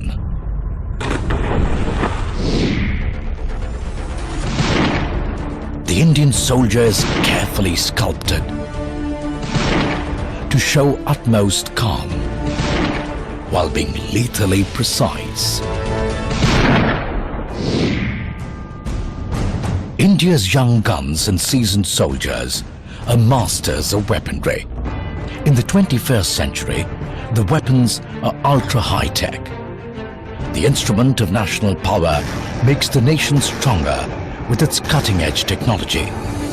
Our soldiers constantly upgrade their arsenal of skills. With information technology ushering in a revolution in military affairs, the Indian Army's scientific temper makes it a future-ready force of war. From virtual space to outer space, the paradigm of future wars has shifted. The Indian Army is aware of this transformation and is always one step ahead of the adversary. Because in modern warfare, not all battles are fought on the battlefield.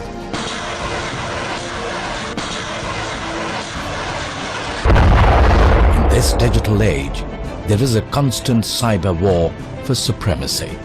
With stealth and precision, our soldiers fight these new age threats that try and undermine the strength of our nation.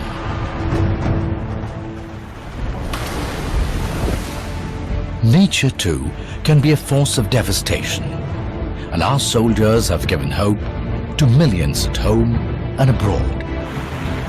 Floods, earthquakes, hurricanes, and raging forest fires. Even nature's fury cannot stand in the way of the Indian soldier, for the code of the warrior is to protect those in need.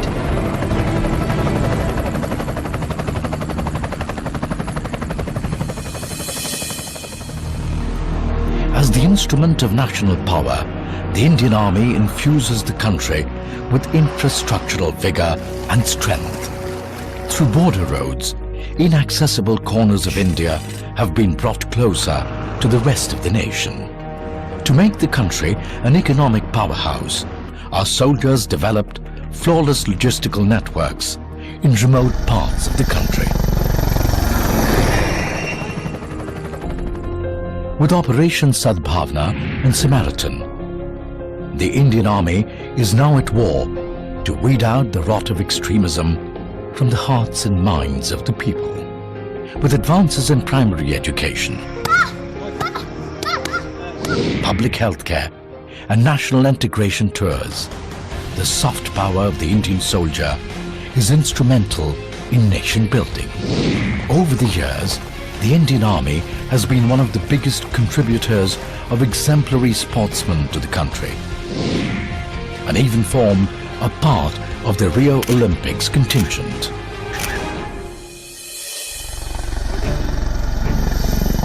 National power is built through international goodwill, and our soldiers serve the cause of world peace. The Indian Army takes pride in being one of the largest troop-contributing countries to the United Nations peacekeeping forces. The spirit of the Indian soldier makes armies from every corner of the world come not only to இது வரைக்கும் குழந்தைகள் நல்லா பார்த்துருப்பாங்க. நிறைய பேர் கை தூக்கிட்டு இருக்காங்க, என்னமோ சொல்லணும்னு சொல்லிட்டு. அதுக்காக நம்ம டைம் வச்சிருக்கோம். என்ன கன்ஸ்டன்ட் இருந்தாலும் நம்ம உங்களுடைய கேள்விகளுக்கு பதில் கண்டிப்பாக கொடுத்துட்டு தான் நம்ம போகணும். ஓகே மேடம், கேட்டுருங்களா மேடம்? என்ன கேள்வி?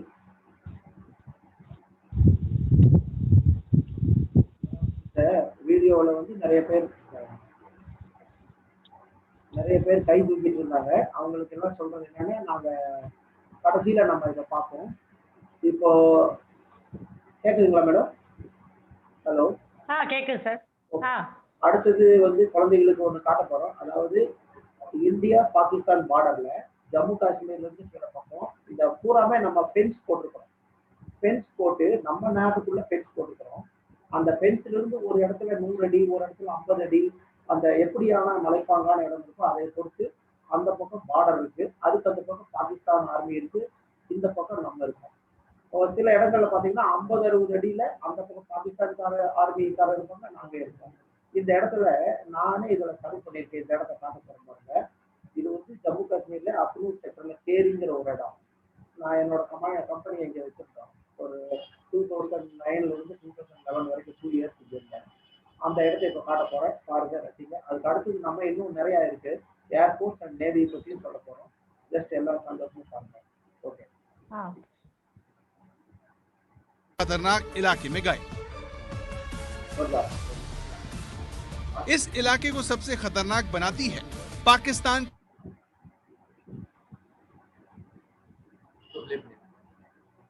बैट कैसे घात लगा खतरनाक इलाके में गए। इस इलाके को सबसे खतरनाक बनाती है पाकिस्तान की बॉर्डर एक्शन टीम, जिसका खतरा हमारे जवानों पर हमेशा मंडराता रहता है। बैट कैसे घात लगाकर हमला करती है और कैसे नाले से आतंकवादी घुसपैठ करते हैं, ये आपको बताएं। उससे पहले आपके लिए जानना बेहद जरूरी है कि हमारे जवान यहाँ पर कैसे काम करते हैं। अब जो एबीपी न्यूज संवाददाता नीरज राजपूत बताने जा रहे हैं, वो आप जरा ध्यान से सुनिएगा। इस वक्त हम एलओसी पर एफडीएल पर है। एलओसी यानी कि लाइन ऑफ कंट्रोल, नियंत्रण रेखा भारत और पाकिस्तान के बीच में। अभी तक आपने जितनी भी सीमा देखी होगी भारत पाकिस्तान के बीच में, वो फेंस की दूसरी तरफ यानी भारत का इलाका देखा होगा। लेकिन आज हम आपको पहली बार दिखा रहे हैं एफडीएल, फॉरवर्ड डिफेंस लोकेशन, जो कि फेंस के दूसरी तरफ का इलाका होता है। दरअसल ये इलाका हमारा ही होता है, 100-150 मीटर तक का पूरा इलाका। और यहाँ पर हमारे जवान ऐसे ही, चाहे बारिश हो, गर्मी हो या फिर रात हो, उसी तरह से यहाँ पर पेट्रोलिंग करते रहते हैं, जैसे अभी कर रहे हैं यहाँ पर। इस तरह से यहाँ पर आप लोग पाकिस्तान की फायरिंग, जो कि युद्ध विराम का उल्लंघन भी होता होगा पाकिस्तान की तरफ, किस तरह से मुंह तोड़ जवाब देते हैं? मुंह तोड़ जवाब पाकिस्तान को ऐसा दिया जाता है कि वो कई दिन तक सीधा नहीं होता है। फिर अगर पाकिस्तान उधर से 2 बम मारेगा तो इधर से 5 मारते हैं सीधा। 2 और 5 का रेशो रहता है। हाँ बिल्कुल। इतना मुश्किल यहाँ पर हालात हैं, इतनी ऊंची ऊंची पहाड़ियाँ, घाटी हम लोग देख रहे हैं। आतंकी घुसपैठ का हमेशा डर यहाँ पर बना रहता है, क्योंकि हमने भी सुना है कि घुसपैठ करने की कोशिश करते हैं। और दूसरी तरफ पाकिस्तान की फायरिंग, किस तरह से आप, और अगर फायरिंग हुआ या कोई आर्टिलरी शेलिंग हुआ या और कोई हुआ तो उसका बिल्कुल मुंह तोड़ जवाब दिया जाता है।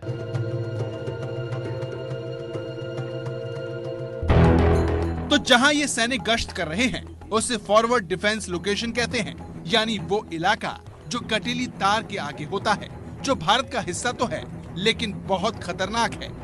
झाड़ियों और पेड़ों के घिरे इस इलाके में दुश्मन पर नजर रखना बहुत मुश्किल है।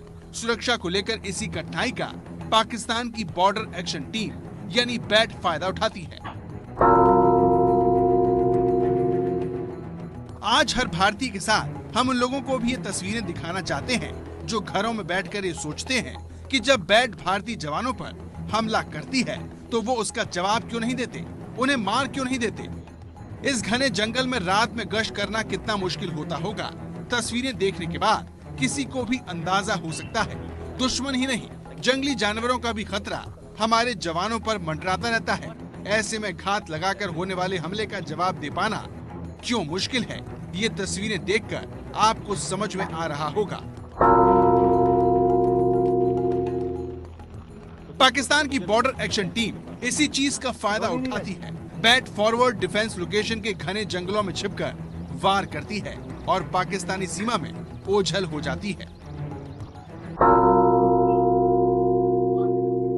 हाल ही में जो कृष्णा घाटी में जो इलाका हुआ में जो घटना हुई, जिसमें 2 सैनिकों के सिर काट लिए गए, वो ऐसे ही एक एफडीएल लोकेशन पे हुई, जहां पर इतना घना इलाका था। हमारे जो सैनिक हैं वो यहां से आते हैं इस इलाके में, जैसे अभी पेट्रोलिंग कर रहे हैं, सामने आपको दिखाई देंगे हमारे सैनिक जो हैं, ये फॉरवर्ड डिफेंस लोकेशन यानी कि एलओसी के दूसरी तरफ वाला इलाका, यानी पाकिस्तान की तरफ वाला जो इलाका होगा वो एफडीएल है, वहां पर पेट्रोलिंग करते हैं। और उन्हीं घने जंगलों में पाकिस्तानी सैनिक नाले के जरिए भारत में घुसपैठ करने वाले आतंकवादियों की मदद करते हैं। कुछ महीने पहले यहीं से आतंकवादियों ने घुसपैठ की थी, जिसके बाद इस इलाके की सुरक्षा और भी कड़ी कर दी गई है।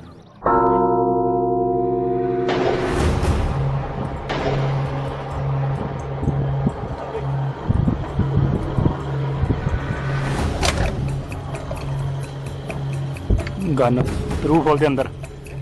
हम आपको याद दिला दें कि पाकिस्तान की ऐसी ही एक पोस्ट को भारतीय सेना ने तबाह कर दिया था, जिससे पाकिस्तानी सेना लगातार सीज फायर का उल्लंघन कर रही थी।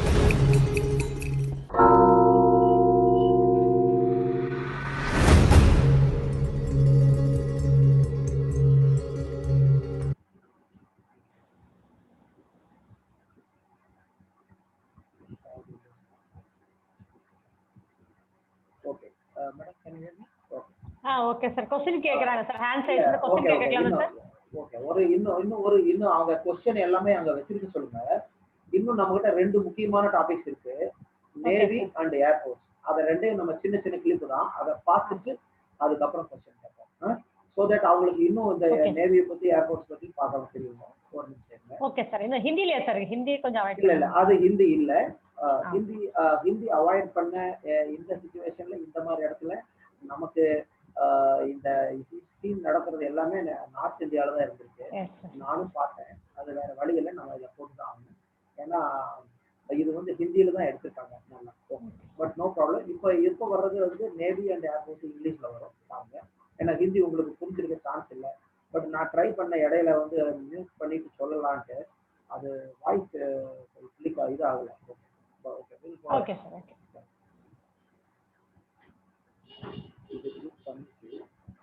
இப்போ நீங்க பார்க்க போறது ஏர்போர்ட். ஏர்போர்ட் பாத்தீங்கன்னா நம்ம ஏர்போர்ட் வந்து ரொம்ப பவர்ஃபுல்லான ஏர்போர்ட். ஏர்போர்ட் கிட்ட வந்து நிறைய நம்ம இப்போ மாடர்னைசேஷன் பண்ண பண்ண பண்ண பண்ண நம்ம வந்து மற்ற நாடுகளோட கம்பேர் பண்ணும்போது நம்ம ரொம்ப நல்ல நிலைமையில நம்மளோட ஏர்போர்ட் பவர் இருக்கு. ஸோ இதுல வந்து ஃபர்ஸ்ட் பாத்தீங்கன்னா ஃபைட்டர் ஏர்கிராஃப்ட். இவங்களோட ரோல் என்னன்னா, இவங்க ஒருத்தர் இல்ல 2 பேர் இருப்பாங்க. இங்கிருந்து 1700 கிலோமீட்டர் 2000 கிலோமீட்டர் தூரத்துல 800 கிலோமீட்டர் வேகத்துல போய் பாம்பை போட்டுட்டு திரும்பி வருவாங்க. எந்த இடத்துல சொல்றோமோ அந்த இடத்துல. அந்த சமயத்துல மேலேயே ஃபைட்டு நடத்தலாம். இன்னொரு ஏர்கிராஃப்ட் நடத்தும். இப்போ ரீசென்ட்லி கூட பாகிஸ்தான்ல நம்ம ஒருத்தர் போயிட்டாரு, அவர் எல்லாம் நம்ம கூட்டிட்டு வந்தோம் இல்லைங்களா ஏர்போர்ட்ல. அந்த மாதிரி தான் ஃபைட்டர் ஏர்கிராஃப்ட். அதுக்கு அடுத்தது நம்ம கிட்ட இருக்கிறது டிரான்ஸ்போர்ட் ஏர்கிராஃப்ட். இது கொஞ்சம் ஏர்கிராஃப்ட் பெரிய சைஸ்ல இருக்கும். இது எதுக்குன்னா போர் வீரர்களை, போர் சாதனங்களை ஒரு இடத்துல இருந்து இன்னொரு இடத்துக்கு எடுத்துட்டு போறதுக்கு ஏதுவா. நாக்பூர்ங்கிறது நம்ம நாட்டுல மத்திய இடத்துல இருக்கு. அங்கிருந்து ஒரு சாமானத்தை எடுத்துட்டு நேரா கிழக்கு சீனா எல்லைக்கும், அங்கிருந்து நேரா மேற்கு பாகிஸ்தான் எல்லைக்கும் போறதாக நமக்கு ஏர்போர்ட் ஒரு இந்த டிரான்ஸ்போர்ட் ஏர்கிராஃப்ட் வந்து நிறைய பயனுள்ளதா இருக்கு. இதனால என்ன ஆகுதுன்னா, நம்ம ஒரு 200 பேர் இருந்தா அந்த 200 பேருக்கு 2 இடத்துலயுமே நம்ம ஃபைட் பண்ண வைக்கிற அளவுக்கு ஃபோர்ஸ் மல்டிப்ளையரா வேலை செய்யுது. அடுத்து பாத்தீங்கன்னா ஏர்கிராஃப்ட் பார்த்துட்டோம், டிரான்ஸ்போர்ட் ஏர்கிராஃப்ட் பார்த்துட்டோம். இப்போ நம்ம சொல்ல போறது ஃபைட்டர் ஹெலிகாப்டர். நம்ம கிட்ட நிறைய ஹெலிகாப்டர்ஸ் இருக்கு. சின்னு அந்த மாதிரி ஹெலிகாப்டர் எல்லாம் வந்து உள்ளேயே கன் வச்சிருப்பாங்க. அவங்க கன் வச்சு ஃபயரும் பண்ணுவாங்க. ஒரு இடத்துல இருந்து இன்னொரு இடத்துக்கு வேகமா அந்த இடத்துக்கு போய் ரீச் பண்றது, அது வந்து ஃபைட்டர் ஹெலிகாப்டர். சில ஹெலிகாப்டர்ஸ் இருக்கு டிரான்ஸ்போர்ட் ஹெலிகாப்டர். சின்ன சின்ன சாமான்கள் சின்ன சின்ன இடத்துக்கு கொஞ்சம் சாமான்களை கொடுத்துட்டு வர பெரிய ஏர்கிராஃப்ட் வேண்டியதில்லை. அந்த மாதிரி இருக்கு.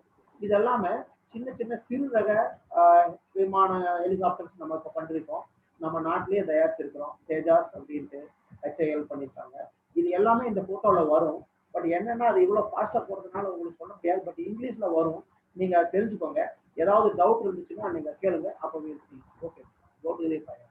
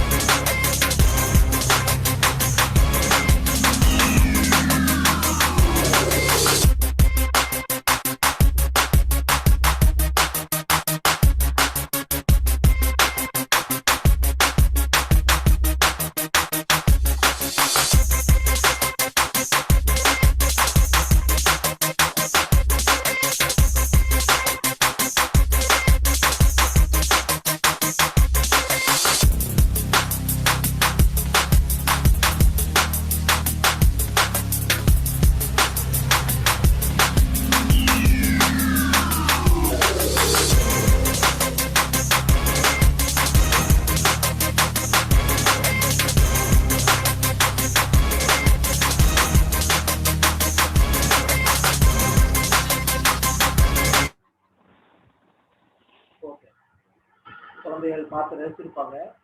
இந்த ஏர்கிராஃப்ட், இந்த கன்ஸ், இது ஃபயர் பண்ணது எல்லாமே வெளி உலகத்திலிருந்து யாரும் வர கிடையாது, வெளி நாட்டுல இருந்து வர கிடையாது.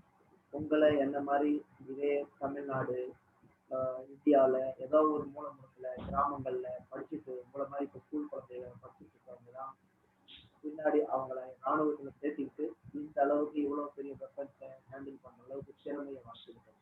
ஸோ குழந்தைகளுக்கு இதன் மூலம் என்ன சொல்ல விரும்புறேன்னா, உங்கள் அனைவருக்கும் இந்த மாதிரியான பழைய துறையில் பணியாற்றுறதுக்கு திறமை இருக்கிறது. அதை வளர்த்து கொண்டு சரியான நேரத்துல சரியான இடத்துல அதை கைடன்ஸ் வாங்கி நீங்க ஜாயின் பண்ணா உங்களையும் இந்த மாதிரி ஏர்கிராஃப்ட் இயக்கிட்டு, இந்த மாதிரி கன்ஸு, இந்த மாதிரி டேங்க்ல இயக்கிட்டு, இப்போ அடுத்தது நேவில வரப்போற ஷிப்பை இயக்கிட்டு உங்களை உங்க அப்பா அம்மா பார்ப்பாங்க, எல்லாரும் நிறைய பேர் பார்ப்பாங்க. Okay, let's go to now navy. நேவியில பார்த்தீங்கன்னா நம்ம கிட்ட நேவி பரப்பு நான் கண்டு ஆல்ரெடி சொன்னேன், 1500 கிலோமீட்டருக்கு நம்ம நேவியோட வந்து கடல் சார்ந்த இடத்துல நம்ம பார்த்துட்டு இருக்கோம். அந்த கடல் சார்ந்த இடத்துல வந்து பார்த்தீங்கன்னா அந்தமான் நிக்கோபர் நம்மளோடது தான், அது நம்ம கடலுக்குள்ளேயே இருக்கு, நடுக்கடல்ல தீவா இருக்கு. அதுக்கடுத்து ஸ்ரீலங்கா பார்த்தீங்கன்னா சவுத் எண்டில் பார்த்தீங்கன்னா நம்மளுக்கு கீழே ஸ்ரீலங்கா இருக்கு. ஸ்ரீலங்கா வந்து ஒரு பெரிய கண்ட்ரி கிடையாது, நம்மளுடைய கூட ஃப்ரெண்ட்லி கண்ட்ரி தான். அவங்க கிட்ட இருக்கிற நமக்கு அவங்க மூலம் வந்து ஒரு பெரிய நேவல் த்ரெட் கிடையாது. பட் நமக்கு முக்கியமானது சைனீஸ் அண்ட் பாகிஸ்தான்ன்றது தான் நேவல் த்ரெட், நேவலோட ரிலேட்டட் த்ரெட். அதுக்கு எல்லாமே நம்ம எப்படி ஆர்கனைஸ் பண்ணி எப்படி நடத்திக்கிறோம், எப்படி பாதுகாக்கிறோம் அப்படின்னா, நம்ம கடலுக்குள்ளேயே இருக்கிறோம், கடலுக்குள்ளேயே வாழ்றோம், கடலுக்குள்ளேயே நம்ம வீடு அமைச்சுக்கிறோம், கடலுக்குள்ளேயே நம்ம இருக்கிறோம். அந்த மாதிரி கடலுக்குள்ள அமையும் போது நம்ம கிட்ட சின்னதுல இருந்து பெரிய பெரிய போர்க்கப்பல்கள் இருக்கிறது. சில இடங்கள்ல நமக்கு நீர்மூழ்கி கப்பல்களும் இருக்குது. அது வந்து எங்கிருந்து எங்க போகுது அப்படின்னு தெரியாது. நம்ம ஒரு இடத்துல இறங்கி தண்ணிக்குள்ள போகணும்னா மறந்துட்டு வேற ஒரு இடத்துல எந்திரிக்கும். அந்த இடத்துல இருக்கிற ஏரியாவை பத்தி கவர் பண்ணணும், அந்த இடத்துல இருக்கிற நடவடிக்கைகள் கவர் பண்ணணும். அதே மாதிரி இப்போ உங்ககிட்ட நான் ஒரு காட்ட போறேன் பாருங்க. ஒரு ஏர்கிராஃப்ட் கேரியர் நம்ம கிட்ட இருக்கு, ஐஎன்எஸ் விக்ராந்த்னு பேரு. நம்ம கிட்ட 3 இருந்துச்சு, அதுல வந்து இப்போ வந்து ஐஎன்எஸ் விக்ராந்த் சர்வீஸ் இருந்துச்சு. அதை பார்த்தீங்கன்னா அது வந்து கப்பல், இந்த ஏர்போர்ட் இருக்கு இல்லையா, அந்த மாதிரி ஒரு ஏர்போர்ட்டவே தாங்கிட்டு கப்பல்ல தண்ணிக்குள்ள போகும். அதுல ஒரு 1500 இருந்து 2000 பேர் உள்ள வேலை செய்வாங்க. எல்லா விதமான ஏர்கிராஃப்டுகளும் அதுக்குள்ள வச்சிருக்கோம். அது வந்து ஏர்கிராஃப்டை அதே ஒரு ஏவுகணை தளமா அதுல இருந்து மேல போய் எனிமிகளை அடிச்சுட்டு திரும்பி வர்ற மாதிரி இருக்கும். அதை பாருங்க. அந்த மாதிரி நிறைய கப்பல் சீன் எல்லாம் வந்து நிற்பாங்க. ஓகே, என்ஜாய் பண்ணுங்க.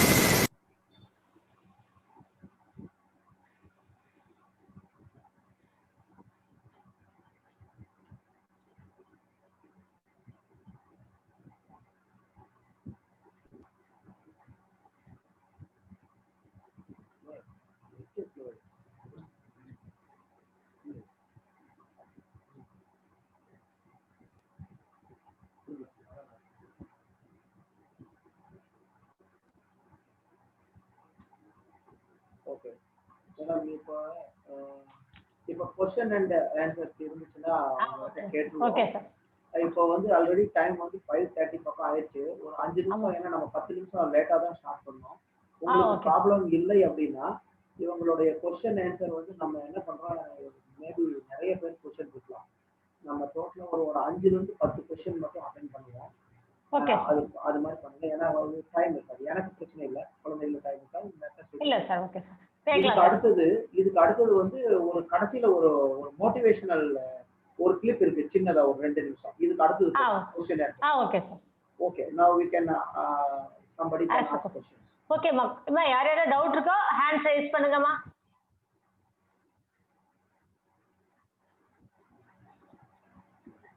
ஐஸ்வர்யா அன்மியூட் பண்ணி பேசுங்கம்மா. ஐஸ்வர்யா சார். கேக்குது, பேசணும் சார். இந்த நிறைய கப்பல்லாம் வந்துச்சுல்ல சார்? சொல்லுங்க சார். நிறைய கப்பல்லாம் வந்துச்சுல்ல? ஆமா, சொல்லுங்க கேக்குதுமா. அது ஃபுல்லா பிரிட்டிஷ் உள்ளதா இல்ல நம்ம நாட்டை சேர்ந்தது உள்ளதா?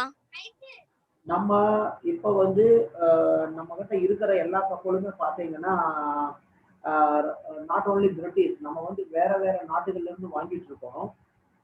இப்போ ஐஎன்எஸ் விசாகப்பட்டினம் ஒண்ணு நம்ம இண்டிஜினியஸா உருவாக்கிட்டு இருக்கிறோம். அதுவும் இந்த மாதிரி தான் ஏவுதளம் இருக்கு இல்லைங்களா, ஏர்கிராஃப்ட் கோச்சில் அந்த மாதிரி ஒரு பெரிய கப்பல். இது எல்லாமே சக்ரா, அரிஹாந்த் அப்படிங்கிற நம்ம கிட்ட 2 போர் கப்பல்கள் இருக்குது. அது வந்து விமானம் தாங்கிய போர் கப்பல்கள். ஸோ இது வந்து இப்போ நம்ம இந்தியாவில இப்போ நம்ம அந்த கேப்பபிலிட்டி அதிகம் பண்ணிட்டு இப்போ நம்ம கன்ஸ்ட்ரக்ட் பண்ணிட்டு இருக்கிறோம். சொந்தமா கப்பல் தயாரிச்சுட்டு இருக்கோம். Yes sir. Okay, thank you. Thank you sir. Okay sir. ஒரு பொண்ணு தான் ஹேண்ட் ரைஸ் பண்ணிருக்காப்ல. மியூட் பண்ணிக்கம்மா ஐஸ்வர்யா. நீங்க அந்த 2 நிமிஷம் வீடியோ ப்ளே பண்ணிருங்க சார். ஓகே.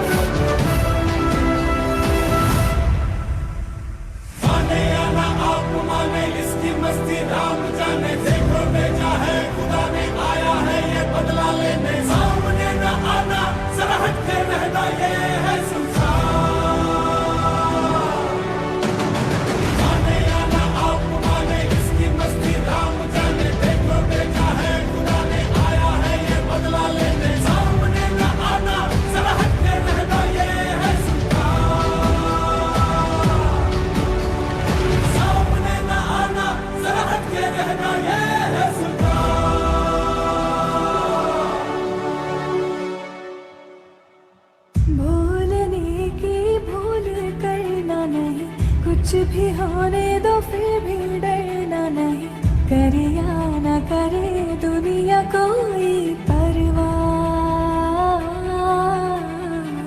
हरदम तेरे संग रहेगी मेरी दुआ। देखो देखो देखो अंगारे सुल्तान, देखो देखो देखो लंदन कुरवाला, धीरा धीरा मिन्नल वाल्वी सुंदरिगाला, वीरा वीरा कंगल आल्टान कुरवाला।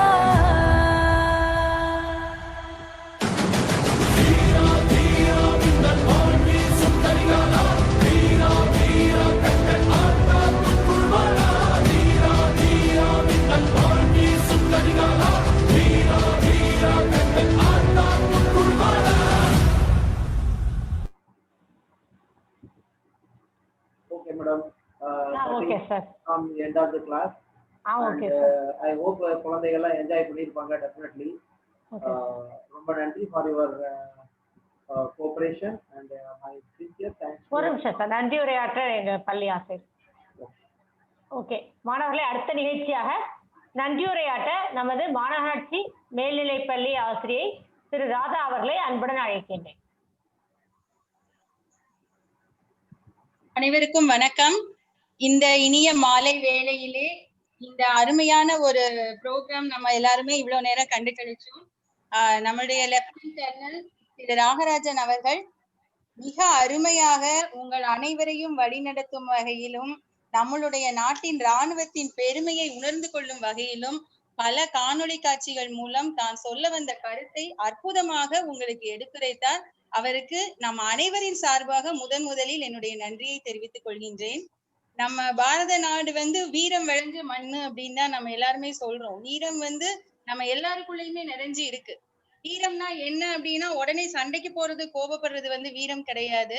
நமக்குள்ள அத்தனை தகுதிகளையும் வளர்த்து கொண்டு தகுதியான நேரம் நம்மை சுற்றி உள்ளவர்களுக்கு இடர்பாடுகள் வரும் பொழுது அவர்களை காப்பாற்றுவதற்காக வெளிப்படுவது, தகுந்த நேரத்தில் தகுந்தவரிடத்தில் வெளிப்படுறதுக்கு பேர் தான் வீரம். அந்த வீரம் நம்மளுக்குள்ள இயல்பாகவே இருந்தாலும் வீரம் செறிந்தவர்கள் நாட்டை காப்பாற்றுவதற்காக எல்லைப்படையிலும் இராணுவங்களிலும் நேவியிலும் ஏர்போர்ஸ்லயும் சேர்ந்து நமக்காக பணியாற்றி கொண்டு இருக்கின்றார்கள். மாணவர்களுக்கு அத்தகைய வாய்ப்புகள் இருக்குது. அதுல சேர்ந்தா உங்களுக்கு இவ்வளவு சந்தோஷம் இருக்கு, நாட்டை காப்பாற்றுறோம் அப்படிங்கிற ஒரு முனைப்போட நம்ம செயல்படணுங்கிறத இந்த காணொளி காட்சிகள் மூலமா நம்ம தெரிஞ்சிருப்போம். ஒவ்வொரு ஏர்கிராப்ட் பாக்கிறதுலயும் சார் சொன்னாங்க இல்லையா, அதுல ஏறி போற மாதிரி நம்ம கற்பனை பண்ணா நீங்க யோசிச்சு பாருங்க. அந்த கமாண்டோ மாதிரியோ இல்ல ஒரு சிப்பாயோ கமாண்டோ போஸ்ட் முக்கியமே கிடையாது, நாட்டுக்காக நம்ம சேவை பண்றோங்கிறதுதான் ஒரு முக்கியமான விஷயம். அப்படி ஒரு உடுப்போட நம்ம மிடுக்கோட நம்ம தாய் நாட்டுக்காக ஒரு பொறுப்பான இடத்துல இருந்து அந்த படைக்கலங்களை செயல்படுத்தும் பொழுதும் அந்த படையில செயலாற்றும் பொழுதும் நமக்கு கிடைக்கிற சக்தியே வேற. அந்த இடத்துல இருக்கிறப்போ கண்டிப்பா குடும்ப சூழ்நிலையை நினைக்கிறதுக்கு தோணவே தோணாது. ஒரு குடும்பத்தை விட ஒரு நாட்டை காப்பாற்றுறதுதான் நமக்கு முக்கியமான விஷயமா படும். இன்னொன்னு, நம்ம நாட்டுடைய அனைத்து ராஜாக்கள், சிறந்த ராஜாக்கள், எத்தனையோ ராஜாக்கள் ஆட்சி பண்ணியிருக்காங்க. அதுல ஒரு சிலரை தான் நம்ம ஞாபகம் வச்சிருப்போம். எப்படின்னா ராஜராஜ சோழர், ராஜேந்திர சோழர், பாண்டிய மன்னர்கள், அப்புறம் வட இந்தியால பாத்தீங்கன்னா அஜாத சத்ரு, சமுத்திரகுப்தர், சந்திரகுப்த மௌரியர், நம்ம சத்ரபதி சிவாஜி, கிருஷ்ணதேவராயர், இந்த மாதிரி செலக்டிவா கொஞ்சம் ராஜாக்களை மட்டும்தான் நம்ம மனசுல பதிய வச்சிருக்கோம். எதனாலன்னா அந்த ராஜாக்கள் எதனால சண்டை போட்டாங்க, தன்னுடைய படைபலத்தை காமிக்கிறதுக்காகவோ தன்னுடைய எல்லையை விரிவுபடுத்துறதுக்காகவோ கண்டிப்பா அவங்க போர் இடல. தன்னுடைய மக்களை காப்பாற்றுவதற்காகத்தான் அவங்க போர்த்திரத்தை பயன்படுத்தினாங்க. போர்த்திரமும் மதிநுட்பமும் சேர்த்து அவங்க உபயோகப்படுத்தி மக்களை காப்பாற்றியதால் தான் இன்னைக்கு வரைக்கும் நம்ம அந்த மன்னர்களை நினைச்சிட்டு இருக்கோம். அப்படிப்பட்ட நாட்டுல நம்ம பிறந்திருக்கோம். இடையில கொஞ்சம் நம்மளுடைய வீரம் மங்கி போன மாதிரி தெரிஞ்சாலும் கண்டிப்பா நம்ம வீரம் மங்கி போகல. இன்னும் நம்ம அதே வீரத்தோட தான் செலிப்ரேட் பண்ணிக்கிட்டு இருக்கோம். ஒவ்வொரு சுதந்திர தினத்தப்பவும் குடியரசு தினத்தப்போ மட்டும் தேசப்பற்று பாடல்களை வாட்ஸ்அப் ஸ்டேட்டஸ்ல போட்டுட்டு ஒரு 2-3 தேசபக்தி பாடல்களை கேட்ட உடனே தாய் மண்ணே வணக்கம் அப்படின்னு செடியோட பாடிட்டு அதோட நம்ம தேசபக்தியை நிப்பாட்டிக்கிறாம நம்மளுக்கு தெரிஞ்ச தேசத்தை பற்றிய கருத்துக்களையும் இந்த இராணுவத்துடைய சேவையையும் மக்களுக்கு, அதாவது எதுக்காக மாணவர்களுக்கு இப்படிப்பட்ட ப்ரோக்ராம் ஆர்கனைஸ் பண்ணிருக்காங்கன்னா, உங்க மூலமா உங்க பெற்றோர்களுக்கும் உங்க நண்பர்களுக்கும் இந்த கருத்துக்கள் போய் சேரணுங்கிறது தான் இந்த ப்ரோக்ராம் உடைய எய்மே. அந்த எய்மை வந்து நீங்க எல்லாரும் காப்பாத்துவீங்க அப்படிங்கறத எங்களுடைய அசைக்க முடியாத நம்பிக்கை. உங்க மூலமா ஒரு 2 பேருக்கு இந்த கருத்துக்கள் போய் சேர்ந்தாலும் இந்த ப்ரோக்ராம் வந்து வெற்றி அடைஞ்சதா நாங்க கருதுறோம். அந்த வகையில உங்களுக்கு எளிமையா புரிகிற மாதிரி உங்க அளவுக்கு இறங்கி வந்து ஐயா அவர்கள் வந்து கருத்துக்களை தெரிவித்தது ரொம்பவே சந்தோஷமா இருக்குது.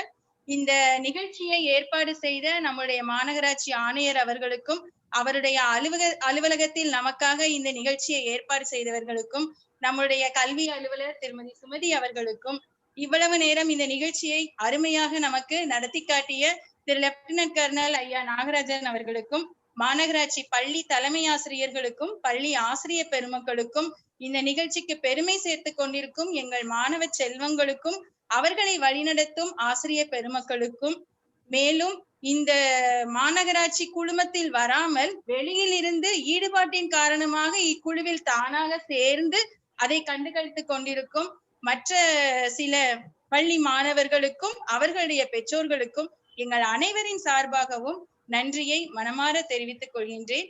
இந்த வாய்ப்பு அளித்தமைக்கும் நன்றி கூறி விடைபெறுகிறேன். நன்றி, வணக்கம்.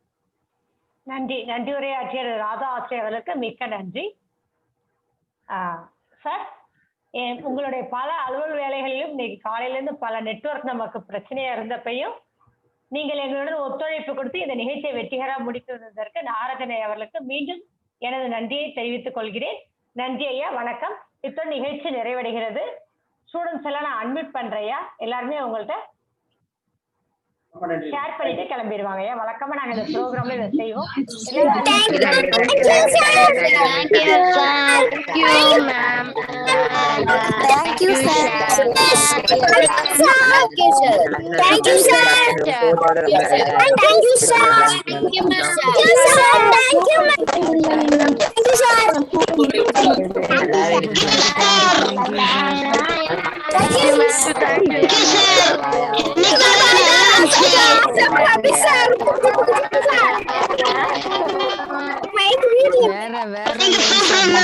வேற